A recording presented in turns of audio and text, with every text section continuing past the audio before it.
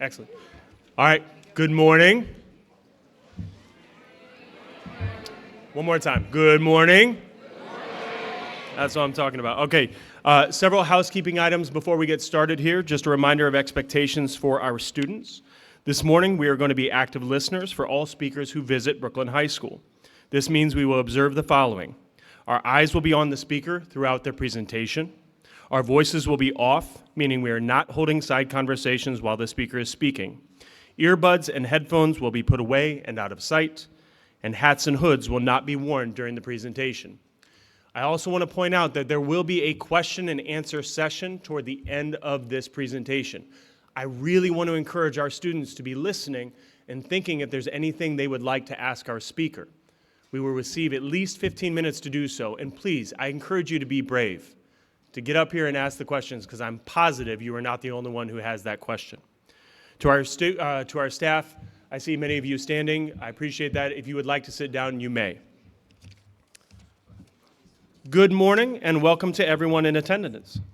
To our staff and students, I want to remind us what a unique opportunity this is that we are able to hear about the past from those who have lived it firsthand. For our students, we hope you're able to take the words and experiences you will hear this morning and apply them to who you will become in your future. For those visiting from outside, we welcome you.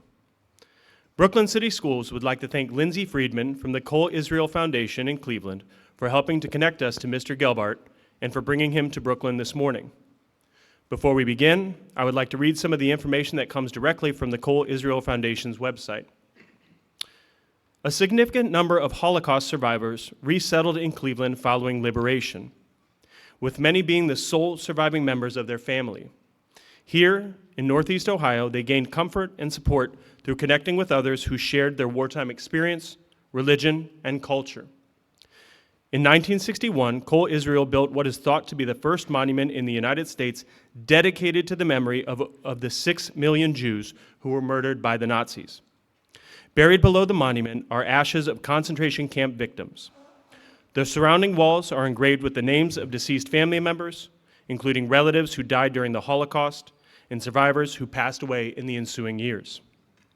Today, the Kol Israel Foundation is a nonprofit organization dedicated to the resilience, remembrance, and Holocaust education. Active participants include survivors, their descendants, which now includes great-grandchildren, and supporters from across the Jewish and general communities. According to the Conference on Jewish Material Claims Against Germany, there are less than 40,000 remaining Holocaust survivors in the United States. We are so pleased to introduce Art Gelbart, who was held in Bleckhammer for 2 years before being forced on a death march to Buchenwald, where he was eventually liberated. Without further ado, please provide a round of applause as we welcome Mr. Art Gelbart.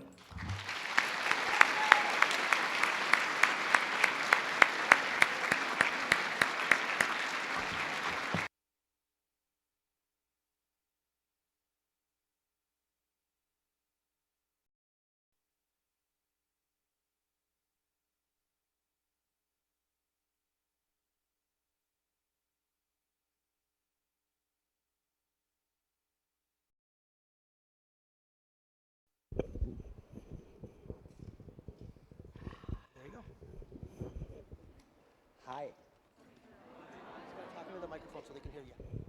It's on. It's on. You're just talking to it. Good morning. Wow. Welcome all. This is a nice, beautiful crowd, and I'm glad to be here. The name is Art Gelbart, and I am a Holocaust survivor. I spent in the camps. I started all when I was 10 years old in Poland. Went to school exactly like you kids for 10 years, from age 7 to age 10. And that was my limit of schooling. It started all in September 30th, 1945. 39. It was a big family we had. My family I had 3 sisters. We were born, and my parents and family lived in Poland all their lives. But in 1939, it all changed.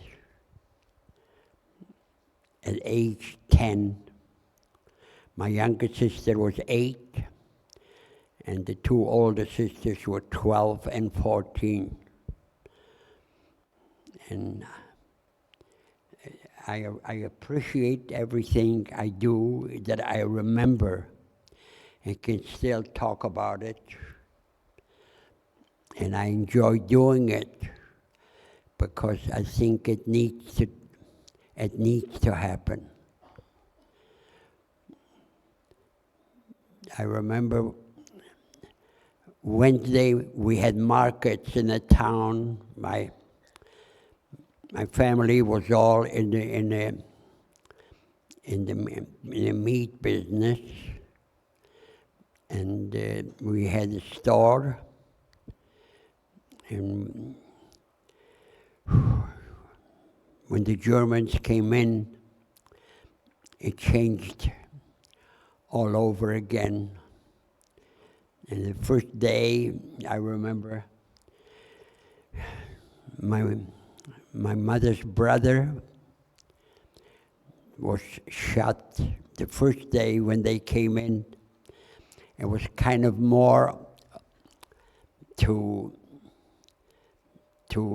introduce us to what is going to happen if we don't behave.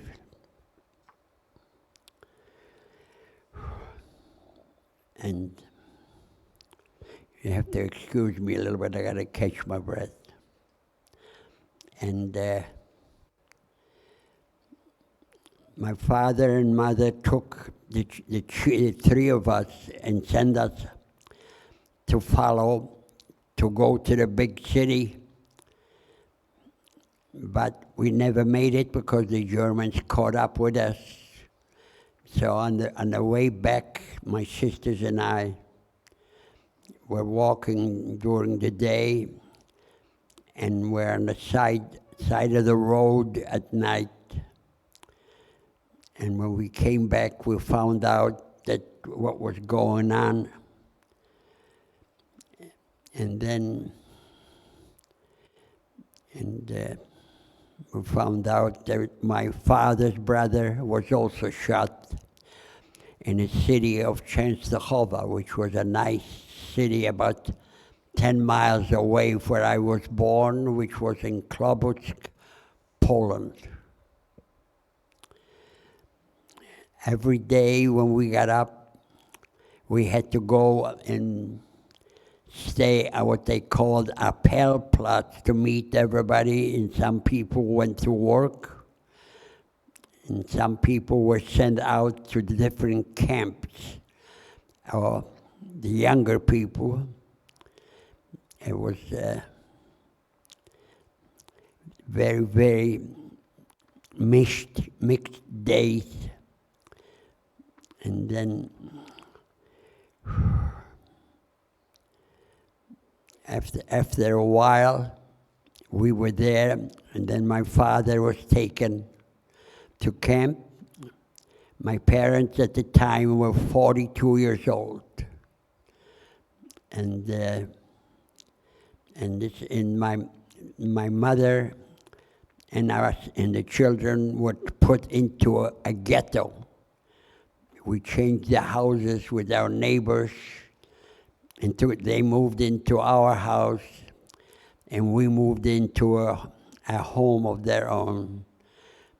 And there was 6 of us, my grandparents, my mother, and us kids were given in one big room, and we stayed and lived in that ghetto.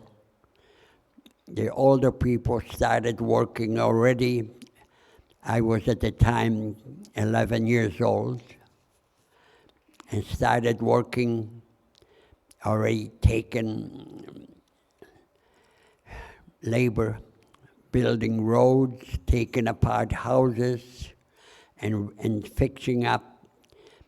The monuments were taken apart and used. The stones were used to build roads. We were in that camp for a while. My mother took us first to Częstochow, and that was the big ghetto. We were there for 3 months, and then we found out that even that city and the ghetto was being eliminated. So my mother took the children, and she sent us back to our home. This is where it was a camp that we worked from. And my mother was supposed to follow the next day because it was a holiday. And she sent us first, but then she never made it because even that ghetto was taken apart that same time. And this is where they all were sent in a camp. My mother was shot in the ghetto because they were hiding in a basement, and a child started crying. So the Germans found us, and they shot all of them, including my mother. And that was the last time we saw her. We stayed, all of us, the children, in a camp in Kłobuck and worked for about 6-7 months. And after that 6-7 months, they took us and gathered us up and sent us by train to a camp called Blechhammer. And from there, first they segregated us. They sent my 3 sisters to a women's camp. In a way, we were fortunate. We were allowed, separated, we were allowed to live. I was separated in that camp, and by that time I was 11 or 11 and a half years old.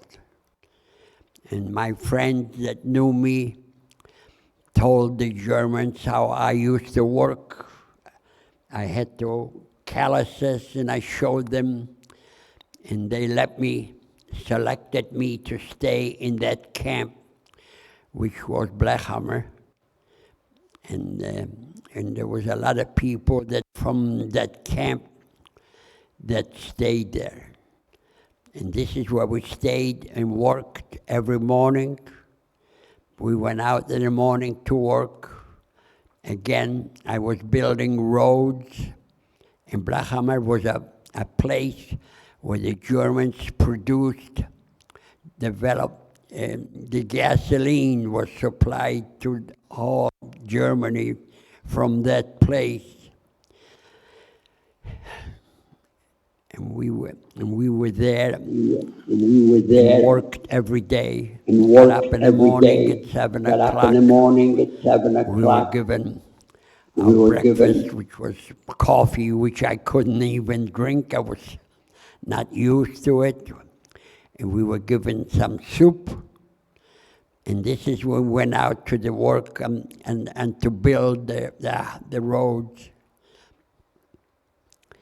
And again, lunchtime was again a soup, and that was it. And then evenings at 4 or 5 o'clock, we were marching back to camp. And this is where we stayed, and was 4,000 prisoners in that camp that we stayed. And again, we worked there. I was building roads again, whatever the bombs destroyed the day before, to the British and the Americans bombed the place because this is where they supplied the gas for Germany. So it was a target for everybody. And that went on Every day we would do the same thing. We went out to work back and forth. And it was not easy. We were not free at all, and there were a lot of punishments that we had to go by if somebody didn't. The punishments, a lot of them included hangings, and we had to stay there when we came back from work to witness that, so that we see what was going on. And that was completely, and then after about 6 or 8 months, the SS took over the camp from a place called Auschwitz, which was nearby. And this is when we got rid of all our clothes and we put on the striped suit. They cut our hair and gave us the numbers on our arms, which we were known as numbers only, 177, 191. And this is where we went back and forth. One day I remember I walked back to camp, and they took us to the side of the road to witness. There was 10 people that their punishments were hanging, and 10 of us were hung that day. And we had to witness that and stand by and see our friends and people that we knew, and see the hangings. One day we walked into camp, and when I was at work, the people that ran the work knew me very well as I was a good worker. And somehow they gave me a slice of bread as a souvenir.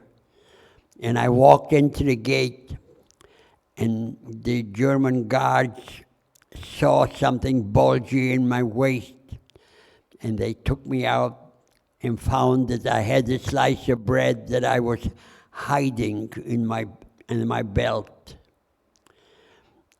And they knocked me around pretty well, beat me up, and knocked my teeth out. And the man, the prisoner that ran the camp, in a way saved my life, because he told them he's a good worker and I will take care of the other punishment. So they let me live, and I got another 25 lashes to remember what was going on. And there we went in camp. 1944, the end of 44, the Russians started moving in towards the Germany, and we could hear the machine guns going on and the fighting.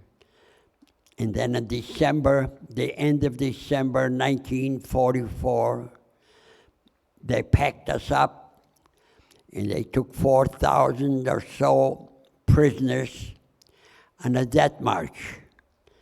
And we walked, and that was amazing, because in January of 1945, the weather in Poland or in Europe was very, very cold. We did not have much of any clothing to wear, just what we wore. And we walked, 4,000 of us. There was no place that we could camp or sleep. We slept on the outside, or a barn, or we stopped on a farm, and the German guards would stay inside and we would be outside. And quite a few prisoners just could not make that. After a while, we walked like that for 2 weeks, and whoever couldn't make it just fell off the road, and they would kill us. They would shoot us. because if you couldn't walk, and some people just gave up and couldn't walk anymore. And we walked like that. We finally arrived. There was about 18 or 1900 of us that we walked, survived, and arrived in a place called Gross Rosen. And this is where they did not have any room for us. That was strictly a camp to make the decision what to do with us after that, and where to walk, or where to go, and what to do. So this is about for 2 weeks. We were in that camp, and there was no again, so we slept on the ground in a tent. Then after a couple weeks, there was very, very little food given to us. A barn would come along, a horse and buggy, and threw stuff. Whoever was able to catch it would eat. Whoever couldn't, just could not eat. And amazing, there was not much of us left there. In the morning we would get up, and you saw a lot of the prisoners, and the electric barbed wire was connected, of course, and some of the prisoners would just give up. And we had to separate them from the wire fence, all of those bodies, and we had to put them into the side of the road. About a few days later, they packed up all of us that we were left from that group, and they took us to the railroad station and put us on the wire. And then they sent it. We didn't know, of course, where we were going. And in that camp, we finally arrived in a city called Weimar, which was located about 10 kilometers from Buchenwald, which was a camp very famous that the Germans built for all kinds of prisoners, or whatever. And there were about 30,000 prisoners in that camp. And again, from there, this was already January, of course, in the end of January. We were there, and then when we arrived at the train station, all of a sudden waited to get to this part to get out. The planes came and bombed the whole transport because the British thought this was a German transport. But the troops, the German guards, ran to the woods and left us sit there. And a bomb fell about 3 feet from our open caboose, and I was buried deep inside to my neck. And a lot of course, all of the other people around me were dead. And my friends, whoever survived yet, dug me out as much as they could. And we started walking towards Buchenwald, which again, it was like 10 kilometers away.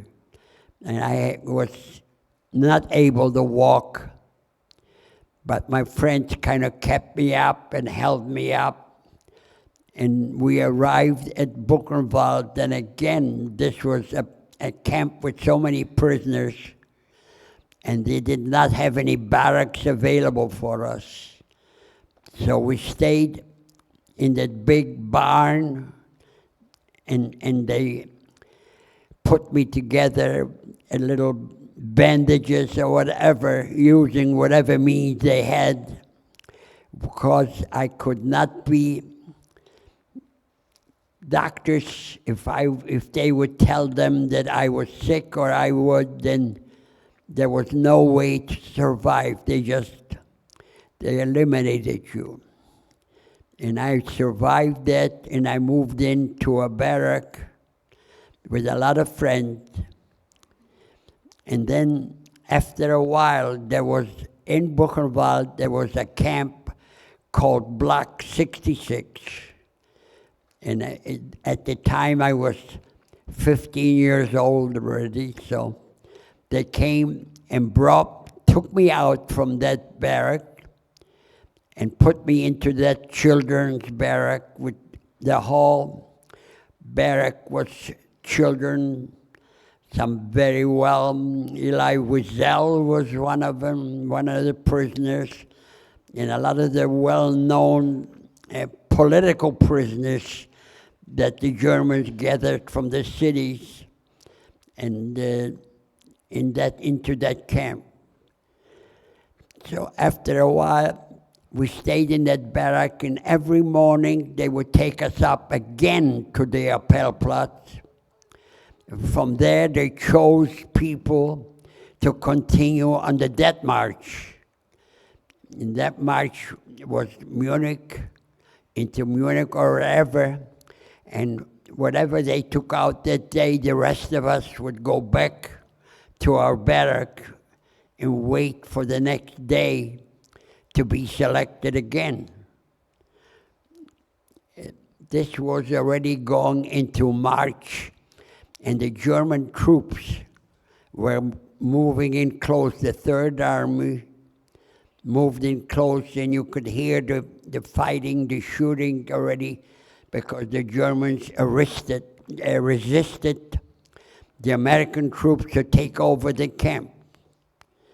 After about 10 days, on April 11th, is when the American troops finally broke through and took over the camp.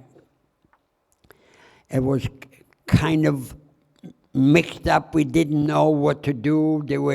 The Germans were still shooting into the camp, trying to eliminate as many people as they could. And then when the Germans came in, when the American troops came in, they took over. The UNRWA, the Red Cross, took over the camp and took us children from that barrack and put us into the German Guard barracks that we stayed, because a lot of people couldn't control they were very, very hungry, and they would break out of camp, and a lot of people that time in April died after the camp, afterwards. But the American troops took care of the children. We stayed there, feeding us strictly healthier food, and kept us away from overeating. We're nothing really but a lot of skeletons. The Buchenwald was a camp. There was no gas chambers, but there were ovens, and they would eliminate all the people that died into 5, 6 ovens, and the dead people, they could not control it very well. They were holding the bodies, waiting to be eliminated outside, where we would sit in the morning to wait to be taken out of camp. So finally, it was controlled, and some of the people, when the camp was freed, some of the people that were taken out a few days before came back to camp to see who survived and who was around. And some of my friends from the original camp came back, and I was at the time, of course, I was 16 years old. And they took me with them, and we made trips all over Germany to find survivors. We would stop by in cities and leave our names and to tell people that we survived. And I, of course, didn't know any of my family that were survived. I was the only one.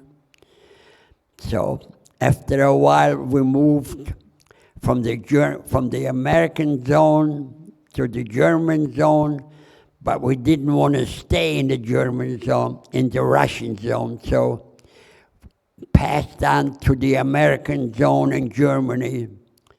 And after about a year, a little over a year, I was in a city called Bayreuth, and I walked on the street, and I found right in front of me, I recognized one of my sisters.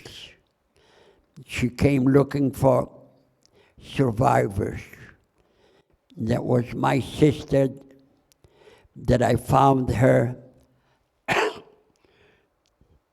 And there we went, she took me with her. She was the older sister, to Weiden, to a city where my other sisters were. And this is the surviving time for us, which was really a happy time. But we also discovered that my mother and father were no longer with us. We tried to find anything out about it, but we couldn't. And then we stayed in that city until we signed up to go to Israel at the time. But my older sister came in and said, my younger sister and I, which was Frances, she was 2 years younger, she said, no, we're going to go to America, because we found an aunt, my grandmother's sisters, lived in Cleveland, Ohio. So we registered to go to the United States. And of course, that was a great decision by us. At the time, I was 16, and my younger sister was 14 years old. That was when we arrived in Cleveland. My other two sisters had gotten married in Germany in 1947, 46. So they stayed there to hopefully arrive in the United States afterwards. And we arrived, but in 1947, when I came to Cleveland, there's not much that could be done. We couldn't have where to stay mostly. So my younger sister was accepted in Cleveland Heights High School to finish her education. I myself, after a few months of work, there was not much, and I was not school material in a way. So I enlisted into the American Army in 1948 and served in the Army for 2 years until 1950. Then came back from the Army. My old sisters were already here, so we built families in Cleveland. So I have lived here since. My sister, Frances, my younger sister, finished high school, and she married. Then after I came out of the Army, I was introduced to my gorgeous wife, Rose. She sits there right in front of me, and that was 68 years ago. And that was a long, long time.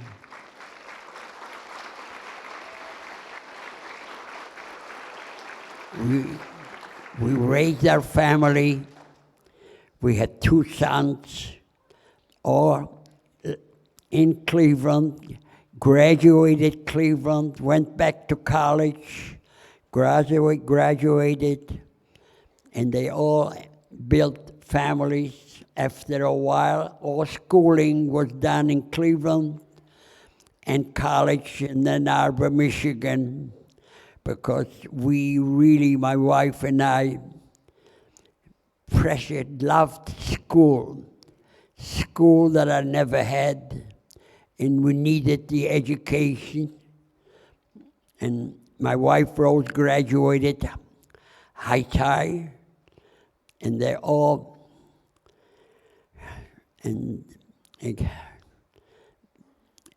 I really, probably the best decision in my life and my sister was coming here and get the education and the time that this country afforded us to do, make a wonderful life.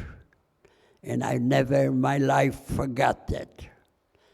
And I still am here right now at age 95, talk about it. Again, God bless this country. Thank you.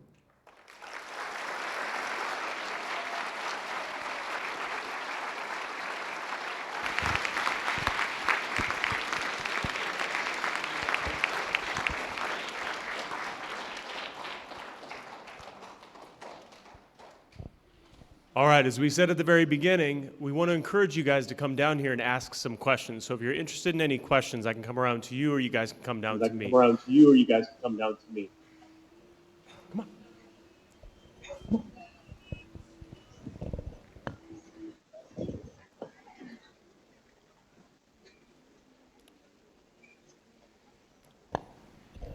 Have you ever heard about Anne Frank?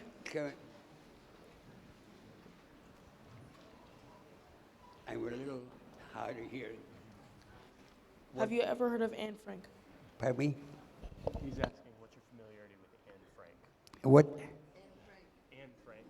He's asking about what's your familiarity with that story you read. All I know is from reading her book, and she was, of course, in a different country, and we saw the movie, and I don't know quite a bit about it, and it was a shame that she did not make it, but never met her. Of course, she died before the war was over.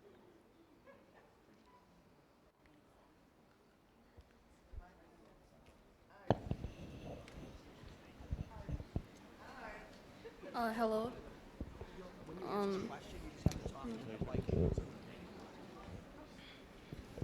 Hello. My question is, do you still have the number marking from, like the number? Mm-hmm. Do you still have it? You still have your tattoo. Your tattoo.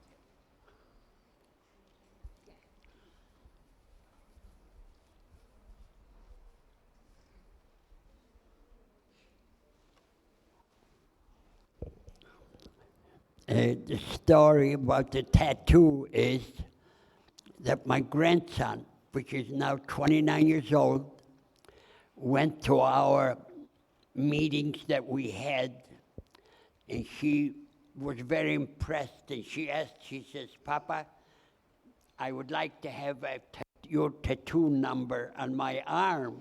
I said, Gavi, of course you don't have to do that. But he insisted that he did want it done. And if we had a show, it was CBS put on a show. My wife and I were involved in it. There was a movie that was made. And they sent to him in California somebody that put my number on his left arm. And it was really something he did not have to do, but he wanted to have it. By now, I think he's smarter than that. He was 29 years old now, and a school teacher.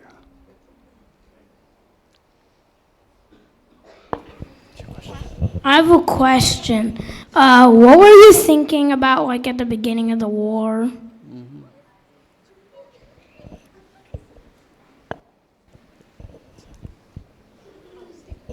What were you thinking at the beginning of the war? And the what? At the beginning of the war, when it was all happening, what were you thinking? thinking. Didn't have much time to think. It's a matter of survival. So we were thinking, how could people, normal people, do that to a people, to a nation? It wasn't just Jewish people.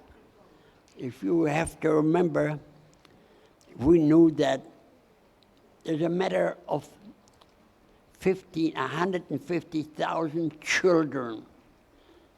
I'm gonna have you go closer there. 150 children died in that period of time in Germany and in Poland, all over the world.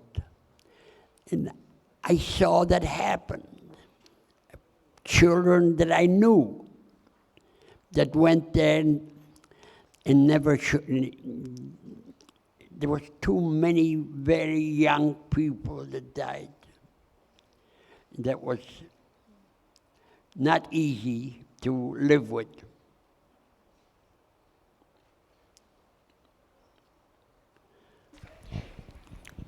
Hi. My question is, have you ever had an encounter with, like, Adolf Hitler himself? Did you ever see Adolf Hitler? Who? Hitler. Did you ever see him? Hitler? Yeah. No, I never saw him in person, and I didn't miss it. Not at all. We all felt that he was responsible for the whole thing.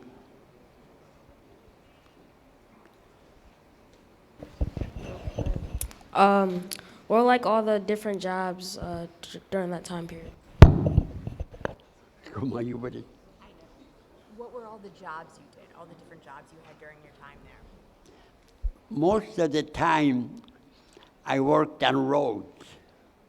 To begin with, when I was only about 16 years old, about 12 years old, the beginning when I was in the ghetto, I took apart the cemetery, the stones, all the stones, and would crush them and build roads with it. I would take apart houses that were being demolished and move away all the debris. But in the camp for the 3 years in Brahamer, I worked mostly on the roads, building roads for 7 hours a day to survive. And in Buchenwald, we did not work. We stayed in the barracks and just survived. What was like your first thoughts when the Germany people came and took you from your home? What were your first thoughts when you were first taken from home? When the Germans first came and took you? What were your first thoughts? The first time that I remember when the Germans made us move into a ghetto, and at the time, they took the whole town into a couple streets that was what they called the ghetto. And I didn't see many Germans at the time. They were just in the city. But when I got to camp, we were in guards all the time with the Germans, and very strict, and I saw an awful lot of people that died at the time in their towns, in the ghettos. When the big ghetto in Częstochowa was, by the way, a beautiful city in Poland, and they were very, very strict with work, and they were ruthless as far as killing people.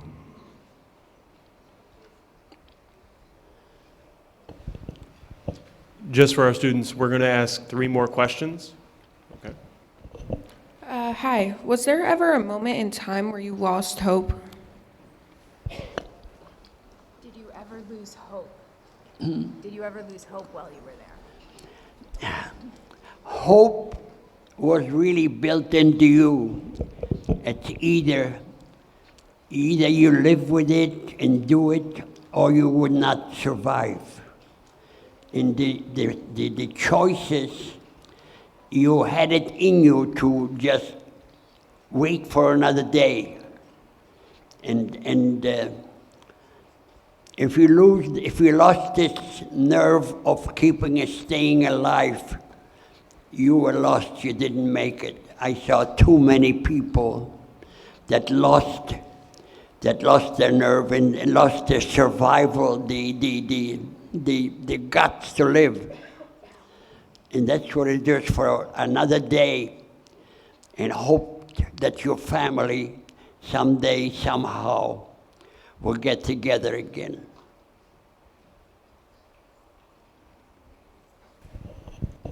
Hi. Whenever you tell your story, is it like hard sometimes for you to tell it? Is it hard for you to tell your story? Is it hard to keep telling it? It's very hard, but I feel for years that this has to be done. It has to be told.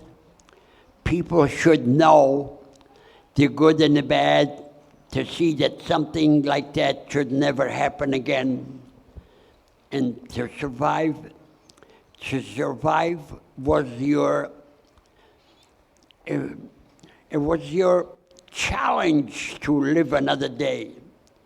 If I would get my slice of bread during the day when I came back to camp, I put it in my pillow, waiting for maybe a little later in the day I'll eat it. Always hoping for another day. And I don't recommend it to anybody, but it was not easy.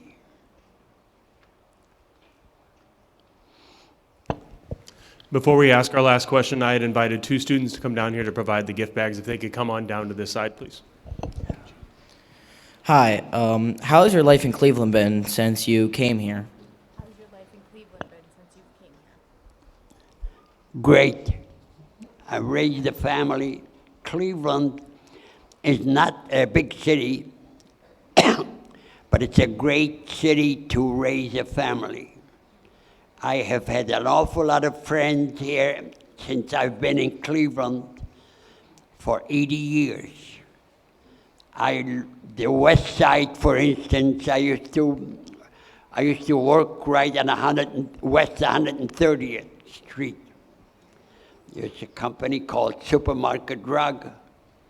In fact, when I was told this morning where we're going, I remember a name, a man that lived right nearby here. His name was John Fahey.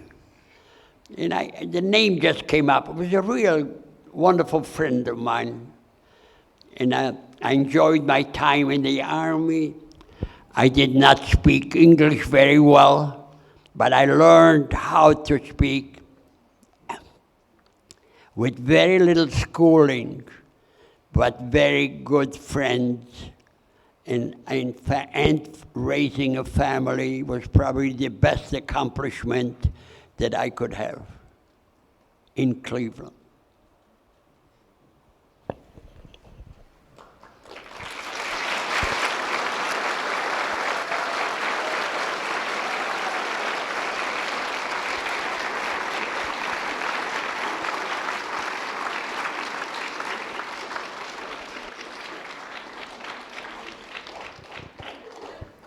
All right, we appreciate that. Miriam Rod and Vic George are going to be dropping off these gift bags. These are two of our Hurricane Leadership Academy students. Hi. Thank you. Thank you, Vic.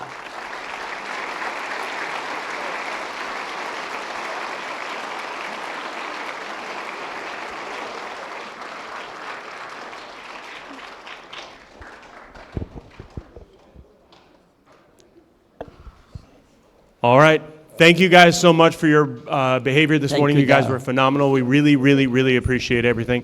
Thank you so much for being here. We really appreciate you being here as well. And thank you guys so much for coming as well. We really appreciate that. All right.